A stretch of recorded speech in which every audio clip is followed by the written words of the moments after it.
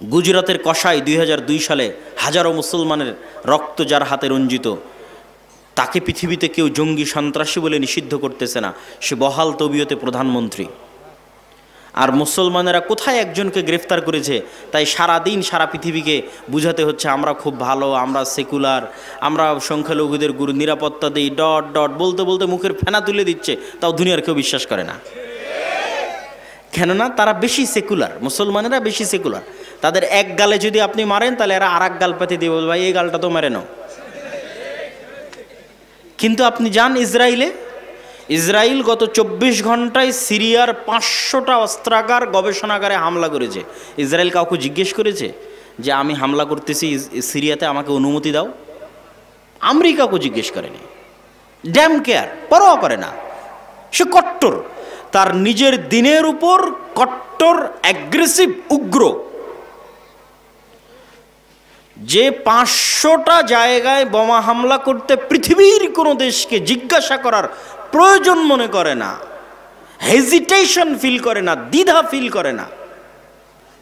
ওই ইহুদি জাতিকে আমি কাছ থেকে দেখে আসছি যে 500টা জায়গায় আক্রমণ করতে দ্বিধা ফিল করে না, ও দাড়ি রাখতে দ্বিধা ফিল করবে? ওরা ওদের দিনের উপর এরকম কট্টর, ড্যাম কেয়ার। ওরা দাড়ি রাখার সময় পরোয়া করে না কে জঙ্গি বলবে, কে সন্ত্রাসী বলবে। কিন্তু আপনি আপনার সমাজ, আপনার আশপাশ পাড়া প্রতিবেশী দাড়ি রাখতে যান, হাজারবার চিন্তা করবেন আমাকে কি করবে, আমাকে ফাঁসিয়ে দেবে, মামলা দেবে, এই সেই ডট ডট, অনেক কিছু। এটাকে বলা হয় কলোনিয়াল মাইন্ড সেট আপ। ঔপনিবেশিক দাসত্ব এবং গোলামির একটা ধারা আমরা আমাদের রক্তের মধ্যে বহন করতেছি, আমাদের ব্লাডের মধ্যে। আমরা মানসিকভাবে এখনো স্বাধীন হতে পারি না। এই জন্য আমাদের অজান্তে যে আমার সামনে ভালো ইংরেজি বলে সে একজন স্মার্ট, যে ইংরেজি জানে না সে স্মার্ট নয়। আমাদের অজান্তে যে প্যান্ট শার্ট পরে সে স্মার্ট, যে পাঞ্জাবি দাড়ি টুপি পরে সে স্মার্ট নয়। কিন্তু আপনি ইংল্যান্ড থেকে বের হয়ে স্পেন যান, ইতালি যান, ফ্রান্স যান, বিমানবন্দরে পর্যন্ত ইংরেজি নাই। বিমানবন্দরে পর্যন্ত ইংরেজি নাই। মানে কেন? ওরা জাতিগতভাবে আমাদের চেয়ে মানসিকভাবে স্বাধীন। সে পরোয়া করে না কেন আমি ইংরেজি শিখব, তাকে আমার ফরাসি ভাষা শিখতে হবে। এই রকম মানসিকভাবে তারা উগ্র এবং স্বাধীন।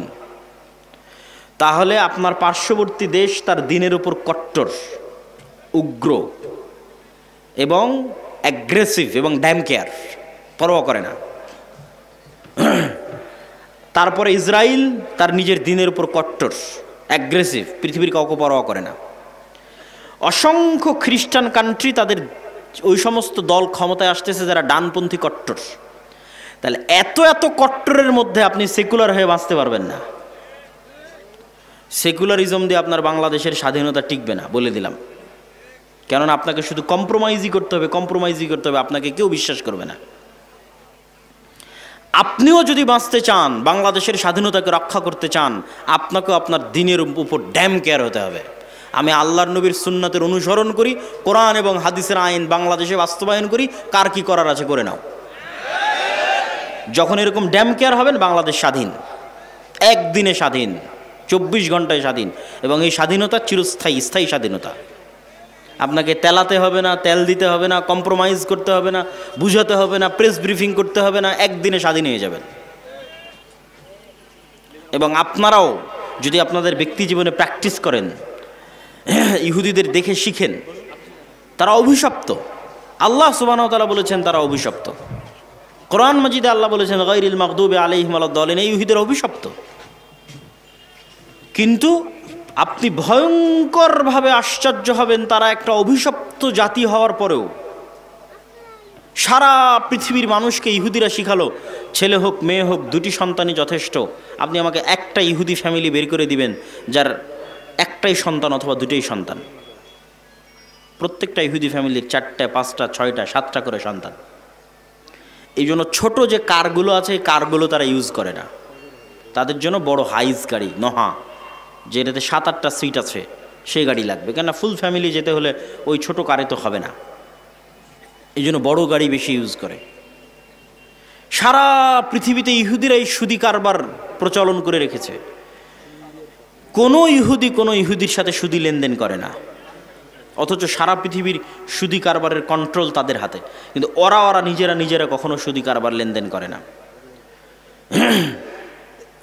সারা পৃথিবীতে LGBTQ সমকামিতার মতো ভয়ঙ্কর অপরাধ গুনাহ শিখানোর জন্য কোটি কোটি টাকা তারা ব্যয় করতেছে, কিন্তু প্রত্যেকটা ইহুদি স্কুলে LGBTQ নিষিদ্ধ, এবং সেটা পরোয়া করে না যে এটা আমি নিষিদ্ধ করে রেখেছি তো কে আমাকে কি বলবে, এটা পরোয়া করে না। সম্মানিত উপস্থিতি, এই জন্য ওদের কাছে অনেক কিছু আপনার শিখার আছে যে নিজের দিনের উপর কি পরিমাণ কট্টর হতে হয়। আপনি বাংলাদেশ থেকে বের হয়ে আর একটা খ্রিস্টানের সাথে ঘুরলে আপনি চুল পরিমাণ ধাক্কা খাবেন না। আপনি দেখবেন যে ওই খ্রিস্টান 6 দিন 5 দিন কাজ করে যা টাকা ইনকাম করছে গার্লফ্রেন্ডের পিছনে, পাবে বারে, পাবে জুয়ায়, বারে মদে, উইকেন্ডে সাপ্তাহিক ছুটিতে শেষ করে দিচ্ছে। ফলত আপনার কাছে মনে হবে এটাই দুনিয়া। কিন্তু যখন আপনি একটা ইহুদির কাছে যাবেন, ইহুদির সাথে উঠা বসা করবেন, আপনি আশ্চর্য হবেন। আপনার হালালের চাইতে ওর হালাল খাওয়ার রেস্ট্রিকশন বেশি কঠিন। মদ শুকুর খাওয়া তো বহু দূরের কথা, ওর রেস্ট্রিকশনের জ্বালাতে আপনি টিকতে পারবেন না। আপনি বলবেন বাবারে আমরা কত বাছাই করি, তার চাইতে দেখি এরা আরও বেশি বাছাই করে। কি পরিমাণ কট্টর তাদের দিনের উপর।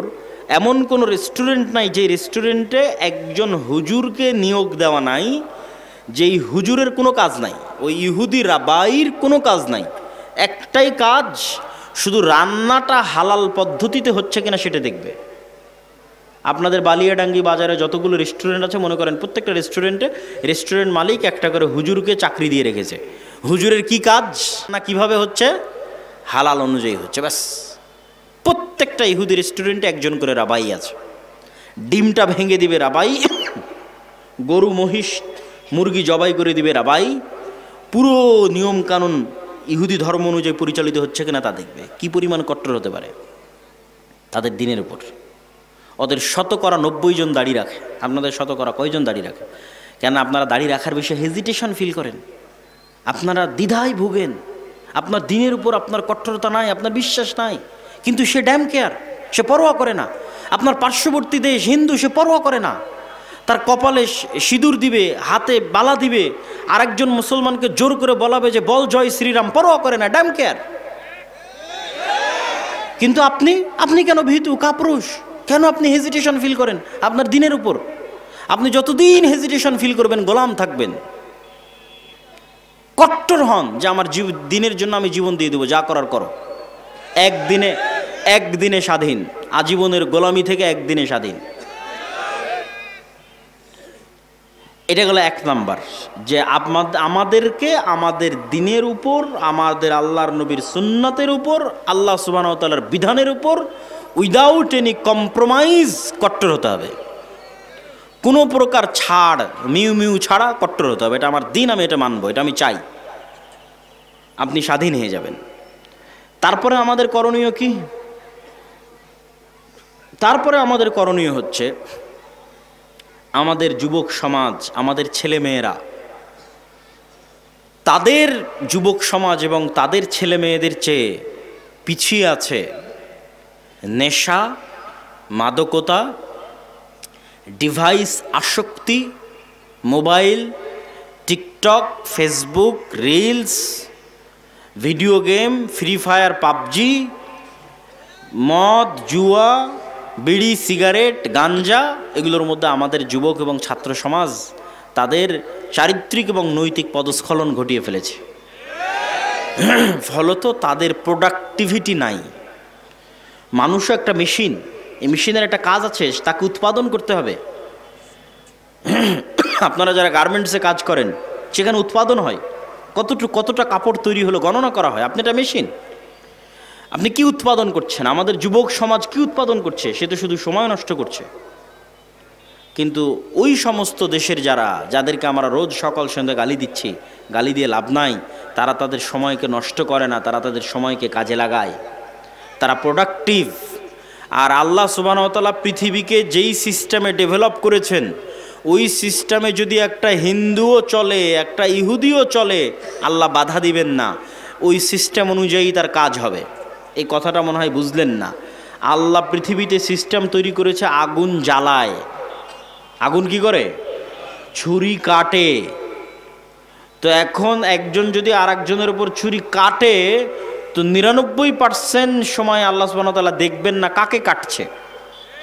অন্যায় ছুরিকে আল্লাহ কাটার কাজ দিয়ে, যেভাবে আল্লাহ পৃথিবী ডেভেলপ করেছে, আর একজন কাটছে, কেটে যাবে। ওই অনেক স্বল্প সময় ইতিহাসে এক একটা দেখানোর জন্য ইব্রাহিম আলাইহিসসালামকে আগুনে ফেলে দেওয়া হয়েছে, জ্বলেনি। এক একটা দেখানোর জন্য, আল্লাহর ক্ষমতা, মজিজা দেখানোর জন্য। কিন্তু আসলে আপনি মুমিনকে ফেলেন, মুসলিমকে ফেলেন, তাহাজ্জুদ গুজারকে ফেলেন, আল্লাহ পৃথিবী ডেভেলপ করেছে এইভাবে যে আগুনে ফেললে আগুন জ্বালিয়ে দিবে। কাকে ফেললো এটা দেখার বিষয় নয়, আগুনে ফেললে জ্বলবে। তো আল্লাহ সুবহানাহু ওয়া তাআলা পৃথিবী ডেভেলপ করেছে যে জ্ঞানে, বিজ্ঞানে, প্রযুক্তিতে যত বেশি এগিয়ে যাবে পৃথিবীতে ক্ষমতা তার থাকবে। তখন জ্ঞানে খ্রিস্টান আগিয়ে গেল কি মুসলমান আগিয়ে গেল, আল্লাহ সুবহানাহু ওয়া তাআলা ওটা দেখবেন না। পরিশ্রম করে জ্ঞানে ইহুদি আগিয়ে গেছে, পৃথিবী ওদের। পরিশ্রম করে জ্ঞানে আমেরিকা এগিয়ে গেছে, পৃথিবী ওদের। মুসলমানের সন্তান পরিশ্রম করে না, মদ জুয়া আড্ডা নিয়ে ব্যস্ত থাকে, তো ওরা গোলাম। তো আল্লাহর সহযোগিতা, তাহলে বলবেন যে আল্লাহ যে আমাদের ভালোবাসা, সহযোগিতাটা কোথায় আসবে? আসবে যখন আপনি ওই মদ জুয়া নেশা ছেড়ে দিয়ে আপনিও প্রোডাক্টিভ হবেন, আর ডাই হার্ট অন্তর থেকে আপনিও চেষ্টা করতেছেন আমিও সাকসেসফুল হতে চাই, আপনিও জ্ঞান বিজ্ঞান প্রযুক্তির জগতে লড়াই করে যাচ্ছেন, যেই যেই সিস্টেমে আল্লাহ পৃথিবী ডেভেলপ করেছে ওই সিস্টেমে আপনিও দৌড়াচ্ছেন, চেষ্টা করতেছেন অন্তর থেকে, তাহলে একজন ইহুদি অথবা ইসরায়েল অথবা আমেরিকার কাছে শতভাগ সক্ষমতা আছে। শতভাগ সক্ষমতা থাকার পর সে হয়তো 90% চেষ্টা করতেছে। আপনার কাছে 50% সক্ষমতা আছে, আপনিও 90% চেষ্টা করতেছেন। আর 50% সক্ষমতা না থাকলেও আল্লাহ আপনাকে বিজয় করে দিবে। আল্লাহ আপনাকে কি করে দিবে? বিজয় করে দিবে। এই জায়গায় তখন আপনি আল্লাহর দয়া এবং রহমত পাবেন। কিন্তু আপনি যদি চেষ্টা না করেন তার আগ পর্যন্ত দয়া রহমত পাবেন না, তার আগ পর্যন্ত গোলাম থাকবেন। তাহলে আমাদের যুবক সমাজ এবং ছাত্র সমাজ, ইয়াং জেনারেশন, তাদেরকে অবশ্যই তারা যে অন্ধকার জগতে ফেঁসে আছে, তারা যে জ্ঞানের পিছনে ইনভেস্ট করে না। আমি ইংল্যান্ডে 1 বছর ছিলাম, পার্কে যাই, বিশ্ববিদ্যালয়ে যাই, ট্রেনে উঠি, বিমানে উঠি, বাসে উঠি, কাউকে দেখি বই হাতে নিয়ে পড়তেছে। ওদের দেখে আমি নিজেকে লজ্জিত বোধ করতাম যে সে মুমিন নয়, কিন্তু সে পড়তেছে, সে বেপরদা অবস্থায় আছে, কাফেরা, সে পড়তেছে। তাহলে আমি একজন মুমিন হয়ে আমি পড়তেছি না? তখন ওদের দেখা দেখে আমিও যাত্রাপথে পড়া শুরু করেছিলাম এবং অনেক বই আমি তখন ওই ইংল্যান্ডে থাকা অবস্থায় সফরের মধ্যে পড়ে শেষ করেছি। কিন্তু বাংলাদেশে আসার পর এখন পর্যন্ত আর কোথাও দেখলাম না যে একটা মানুষ কোথাও বই হাতে নিয়ে পড়তেছে। তখন আমার মধ্যে থেকে ওই স্বভাবটা হারিয়ে গেছে। তাহলে আমাদের মধ্যে পড়ার এবং জ্ঞান অর্জনের আগ্রহ নাই। আমাদের সাধারণ সেকুলার ছাত্র জনতা তো বহুদূরে থাক, ইসলামপন্থী মানুষজনও তাদের সময় নষ্ট করে পারস্পরিক হিংসা বিদ্বেষ, গুতাগুতি, মারামারি, ঠেলাঠেলি, গীবত, পরনিন্দায়। যারা ইসলাম নিয়ে আলোচনা করে তারাও 2 জন যখন একত্রিত হয়, কোরআনের একটা আয়াত নিয়ে আলোচনা কর, কোরআনের হাদিসের একটা, বুখারী শরীফের একটা হাদিস নিয়ে আলোচনা কর, দিনের একটা বিষয় নিয়ে আলোচনা কর। না, কোন হুজুর কোন বক্তায় কি বলল, কে কোথায় ফেসবুকে কি কমেন্ট করেছে, কার বিরুদ্ধে কে লাগলো, এক জায়গায় একত্রিত হলে সেগুলো নিয়ে গল্প শুরু হয়ে গেল। সময় নষ্ট, প্রোডাক্টিভিটি নষ্ট। অতএব হে যুবক সমাজ, হে ছাত্র ভাইয়েরা, আমরা যদি আমাদের সময়কে সঠিকভাবে কাজে না লাগাই, জ্ঞান অর্জন না করি, তাহলে আমরা কখনোই পৃথিবীতে আর 10টা জাতির সাথে পাল্লা দিয়ে স্বাধীন হতে পারবো না। গোলাম থাকতে হবে, গোলাম আছি, গোলাম থাকতে হবে। আমি চেষ্টা না করলে আল্লাহ রাস্তা দেখাবে না। অতএব আমাদের জাতির মুক্তির জন্য কাউকে না দেখে হলে অন্তত আপনার পাশে যারা আছে তাদের দেখে শিখেন। হিন্দুদেরকে দেখে শিখেন, আপনারা তাদের নিয়ে কত হাসি ঠাট্টা করেন, কত মজাক করেন, অথচ পৃথিবীর দ্বিতীয় সিলিকন ভ্যালি হিন্দুরা বেঙ্গলোরে বানিয়েছে। আমেরিকাতে একটা সিলিকন ভ্যালি আছে, জ্ঞান বিজ্ঞান প্রযুক্তির সেন্টার, দ্বিতীয়টা হিন্দুরা বানিয়েছে বেঙ্গলোরে। পড়াশোনা করে, জ্ঞান অর্জন করে। অতএব তাদেরকে নিয়ে ট্রোল করে হাসি ঠাট্টা করে লাভ নেই। আপনারা পড়েন, শিখেন, জ্ঞান অর্জন করেন, টেক্কা দেন পৃথিবীর সাথে। না হলে আমাদেরকে গোলাম থাকতেই হবে। আমি আমার বক্তব্যের সারমর্ম করতে চাই। শুরুতে কি বলেছিলাম মনে আছে? সব হয়তো ভুলে গেছেন। শুরুতে বলেছিলাম যে আজকে এখনই 2 বছরের মধ্যে 1 বছরের মধ্যে ভোট করে ক্ষমতায় যেতে হবে, এই চিন্তা বাদ দিয়ে চিন্তা করতে হবে 100 বছর পর ইসলাম বাংলাদেশের ক্ষমতায় আসবে কোনো কম্প্রোমাইজ ছাড়া এবং স্থায়ীভাবে। তার জন্য কি করা লাগবে সেটা করেন। 100 বছর পর ইসলাম বাংলাদেশের ক্ষমতায় আসবে উইদাউট এনি কম্প্রোমাইজ এবং স্থায়ীভাবে। তার জন্য কি করা লাগবে? তার জন্য শক্তিশালী প্রতিষ্ঠান লাগবে, শক্তিশালী মিডিয়া লাগবে, শক্তিশালী অর্থনৈতিক প্রতিষ্ঠান লাগবে। সেগুলো প্রতিষ্ঠা করার পিছনে আমাদের সময় এবং শ্রম দিতে হবে। তারপরে কি তুলে ধরেছি? তারপরে আপনাদের সামনে তুলে ধরেছি যে আমাদের ব্যক্তিগত সামাজিক জীবনে ন্যায়পরায়ণতা যদি না থাকে, আমরা কখনোই আল্লাহর দয়ায় ক্ষমতায় যেতে পারবো না। অতএব আমাদের ব্যক্তিগত জীবনে কি লাগবে? ন্যায়পরায়ণতা লাগবে। এবং ন্যায়পরায়ণতার উদাহরণ দিতে গিয়ে বলেছি, আমরা আমাদের স্ত্রীদের সাথেও ন্যায়পরায়ণ নই। আপনি জিজ্ঞেস করেন আপনি আপনার স্ত্রীর সাথে ন্যায়পরায়ণ কিনা। আপনার বউকে জিজ্ঞেস করেন সে তার শাশুড়ির সাথে ন্যায়পরায়ণ কিনা। শাশুড়িকে জিজ্ঞেস করেন সে তার বৌমার সাথে ন্যায়পরায়ণ কিনা। সমাজে যত অশান্তি, ফিতনা এবং ফাসাদ বিরাজ করছে তার প্রত্যেকটা কারণ হচ্ছে ন্যায়পরায়ণতা না থাকা।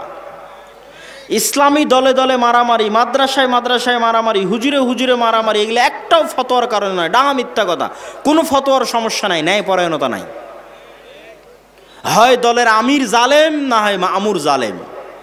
হয় দলের আমির মাজলুম, না হয় মামুর মাজলুম। হয় দলের আমির মিথ্যুক, না হয় মামুর মিথ্যুক। হয় মসজিদের সভাপতি জালেম, না হয় মসজিদের ইমাম সাহেব জালেম। হয় মসজিদের সভাপতি মাজলুম, না হয় ইমাম সাহেব মাজলুম। যত জায়গায় সমস্যা আছে প্রত্যেকটা জায়গায় ন্যায়পরায়ণতার অভাব আছে। এই জন্য মুসলমানদের প্র্যাকটিস করতে হবে নিজেদের ব্যক্তি, সমাজ এবং পারিবারিক জীবনে ন্যায়পরায়ণতা প্রতিষ্ঠা করার। 3 নাম্বার কি বলেছি? আমাদেরকে আমাদের দিনের উপর কট্টর হতে হবে এবং কলোনিয়াল মাইন্ড সেট আপ, 190 বছর ব্রিটিশদের যে গোলামি করেছি, ওই গোলামি করতে গিয়ে আমাদের রক্তের মধ্যে ঢুকে গেছে যে যার দাড়ি চাছা সে স্মার্ট, আর যার মুখে দাড়ি আছে সে আনস্মার্ট। এই কলোনিয়াল মাইন্ড সেট আপের মুখে লাথি মারতে হবে, স্বাধীন হতে হবে। যেটা আল্লাহর নবী সেটা স্মার্ট, যেটা আল্লাহর নবীর নয় সেটা স্মার্ট নয়। এটা যেদিন শক্তভাবে বিশ্বাস করে নেবেন উইথ কনফিডেন্ট এবং উইদাউট এনি কম্প্রোমাইজ, শক্ত আত্মবিশ্বাসের সাথে, সেই দিন আপনি স্বাধীন হয়ে গেছেন। সেই দিন পৃথিবীর কোনো শক্তি পৃথিবীতে আপনাকে দমিয়ে রাখতে পারবে না। 4 নাম্বার কি বলেছি? 4 নাম্বার বলেছি আমাদের ছাত্র তরুণ জনতা, তারা যে নেশার মধ্যে, অবৈধ সম্পর্কের মধ্যে, এবং আমাদের মা এবং বোনেরা এবং আমাদের ভাইয়েরা, তাদের মধ্যে দিয়াসাহ মানে শুকুরের চর্বি। শুকুর অপবিত্রতা, অপরিচ্ছন্নতা, নোংরামি পছন্দ করে। শুকুর তার নিজের বিষ্ঠা, নিজের মল চেটে খায়, লজ্জা নাই। এই শুকুরের চর্বিকে বলা হয় দিয়াসাহ। রাসূল সাল্লাল্লাহু আলাইহি ওয়াসাল্লাম বলেছেন, লা ইয়াদখুলুল জান্নাতা দায়ুস, দায়ুস জান্নাতে যাবে না, শুকুর জান্নাতে যাবে না, শুকুরের চর্বি জান্নাতে যাবে না। তো শুকুরের চর্বির সাথে জান্নাতে যাওয়ার কি সম্পর্ক? মানে ওই মানুষ জান্নাতে যাবে না যার রক্ত, যার চর্বি শুকুরের রক্ত শুকুরের চর্বির মতো হয়ে গেছে। কার রক্ত, কার চর্বি শুকুরের রক্ত শুকুরের চর্বির মতো হয়ে গেছে? যার পরিবারের মধ্যে বেহায়াই আছে, নির্লজ্জতা আছে, কিন্তু তার অন্তরে কষ্টবোধ নাই, তার অন্তরে দুঃখবোধ নাই, লজ্জাবোধ নাই, সে দায়ুস, সে জান্নাতে যাবে না। আপনি দায়ুস হলে সমস্যা কি? আমি যদি দায়ুস হই তাহলে সবচেয়ে বড় সমস্যা হচ্ছে বাবা দায়ুস বা ভাই দায়ুস, তার মেয়ে অথবা তার বোন বেপরদা অবস্থায় চলাফেরা করে, অথবা তার স্বামী দায়ুস, স্ত্রী বেপরদা অবস্থায় চলাফেরা করে, তার অন্তরে কোনো ব্যথা নাই, মানে তার রক্ত শুকুরের রক্ত হয়ে গেছে। এই মানুষ আর ওই বেপরদা যে স্ত্রী, এই দুইজনের ঘরে কখনোই সাহসী পুরুষের জন্ম হবে না। খালিদ বিন ওয়ালিদ, ওমর ইবনুল খাত্তাব, সুলতান মোহাম্মদ ফাতেহের মতো বীর সেনানীর জন্ম হবে না। কি জন্ম হবে? দায়ুস বাবার ঘরে এবং দায়ুস মায়ের ঘরে মেয়েলি পুরুষ সন্তানের জন্ম হবে। বুঝেননি মনে হয়? হিজড়া পুরুষ সন্তানের জন্ম হবে, যার মধ্যে পৌরুষত্ব নাই। পৌরুষত্ব মানে শুধু পুরুষ হওয়া নয়, পৌরুষত্ব মানে সেই সাহসিকতা, সে আত্মমর্যাদা, সে আত্মসম্মান, সেই ব্যক্তিত্ব, সেই পার্সোনালিটি, ওই রকম সন্তান জন্ম হবে না যে পৃথিবীকে নেতৃত্ব দিবে। এই জন্য পাশ্চাত্যরা চায় যেন আপনাদের মাদের গর্ভ থেকে নেতা জন্ম না হয়, বরং কি জন্ম হয়, ওই রকম LGBTQ সমকামী মেয়েলি সন্তানের জন্ম হয়। এটা হবে যদি আপনি দায়ুস হন এবং আপনার স্ত্রী দায়ুস হয়। আপনার মধ্যে পৌরুষত্ব নাই, মানে সাহসিকতা নাই, ব্যক্তিত্ব নাই, পার্সোনালিটি নাই। আর এই ব্যক্তিত্ব পার্সোনালিটিকে অসংখ্য জিনিস ধ্বংস করে, শুধু বেপর্দা ধ্বংস করে না, আরও অনেক কিছু ধ্বংস করে। বেপর্দা যেমন আমাদের ইনার অভ্যন্তরীণ পার্সোনালিটি ব্যক্তিত্বকে ধ্বংস করে, ঠিক তেমনি লোন, ধার, কর্য পার্সোনালিটিকে ধ্বংস করে।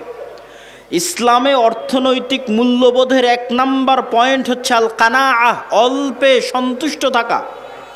আমি সুদভিত্তিক লোনের কথা বলতেছি না, গোটা হাদিস শাস্ত্র এবং গোটা কোরআন শাস্ত্র খুঁজে আপনি আমাকে দেখাবেন যে আপনার বাড়ি মাটির আছে, মাটির থেকে টিনের করার জন্য আপনি কর্জে হাসানা নেবেন, এর দলিল কোরআন এবং হাদিসে আছে। সুদভিত্তিক লোনের কথা বলছি না, কর্জে হাসানা। আপনার বাড়ি টিনের আছে, আপনি সেটা পাকা করবেন, তার জন্য সুদে লোন না নিয়ে কর্জে হাসানা সুদমুক্ত লোন নেবেন, এর দলিল কোরআন এবং হাদিসে আছে। আপনার বাড়িতে এসি নাই, এসি কিনবেন, ফ্রিজ নাই, ফ্রিজ কিনবেন, মোটরসাইকেল নাই,